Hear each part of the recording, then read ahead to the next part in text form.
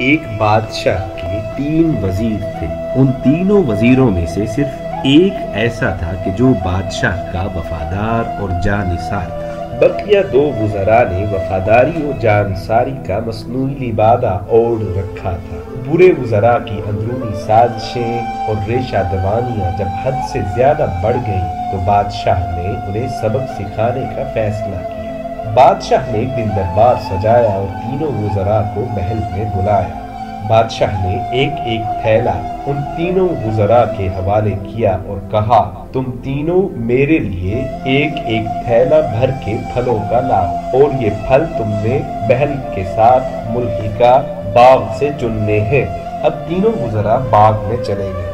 پہلے وزیر نے، جو کہ برا تھا، اس نے سوچا کہ بادشاہ نے کون سے سارے پھل دیکھنے ہیں یا اس نے سارے پھل کون سے کھانے ہیں۔ پہلے برے وزیر نے سوچا کہ بادشاہ نے اتنے پھل کہاں کھانے ہیں، بادشاہ نے تو صرف پھل دیکھنے ہیں۔ سو اس نے ایسا کیا کہ گلے سڑے پھل ڈالنا شروع کر دیے اور تھیلے کے اوپر چند تازہ پھل رکھ دیے۔ دوسرے برے وزیر نے بھی ویسا ہی سوچا کہ جیسا پہلے نے سوچا۔ اس نے بھی گلے سڑے پھل ڈالے اور اوپر آدھے تازہ پھل ڈال دیے۔ اب نیک وزیر کی باری آئی تو اس نے تازہ، خوبصورت، خوشنما پھل چنے اور اچھے پھلوں سے تھیلا بھرا۔ اب تینوں تھیلے لے کر بادشاہ کے پاس حاضر ہوئے تو بادشاہ نے ایک عجیب حکم دیا۔ بادشاہ نے حکم دیا کہ ان تینوں کو الگ الگ ایک ایک کمرے میں بند کر دیا جائے۔ اس کمرے میں ان وزراء کے ساتھ ان کے پھلوں کا تھیلا ہوگا۔ ان کے پھلوں کے تھیلے کے سوا اس کمرے میں کوئی شے داخل نہ ہونی چاہیے۔ بادشاہ کا حکم پاتے ہی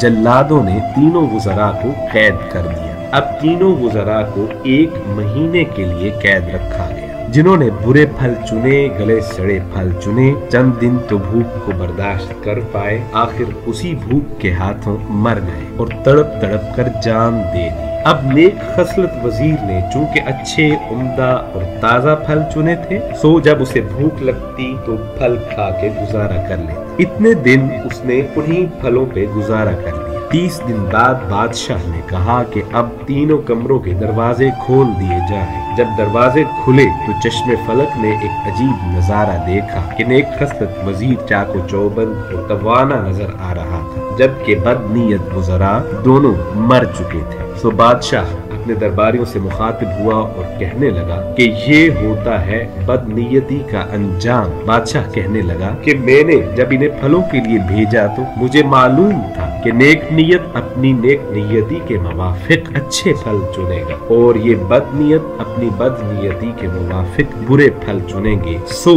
میرے چاہا کہ ان کو ان کے کیے کا اجر دیا جائے۔ سو اللہ کسی کی نیکی ضائع نہیں کرتا، ایسے ہی انسان کی ہوئی بدی اس کا تعاقب کرتی ہے اور اس کی ہلاکت کا موجب بنتی ہے۔ اس واقعے میں بہت گہرا سبق ہے۔ یہ واقعہ معرفت الہی سے لبریز ہے۔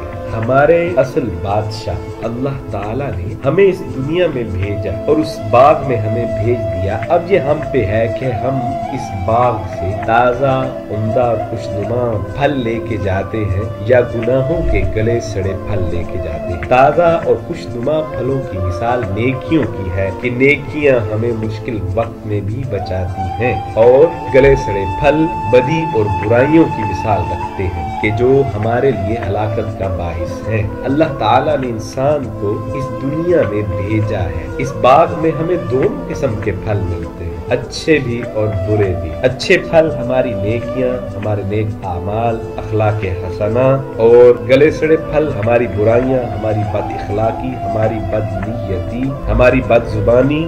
سو ہمیں کوشش کرنی چاہیے کہ اس دنیا کے باغ سے اچھے پھلوں کو چنیں تاکہ ہم حیات جاودانی پا سکیں، ہم خالق حقیقی سے اچھی حالت میں مل سکیں، ہم اللہ کا سامنا بروز حشر اچھی حالت میں کر سکیں۔ اللہ پاک ہمیں سمجھنے کی اور عمل کرنے کی توفیق عطا فرمائے، آمین۔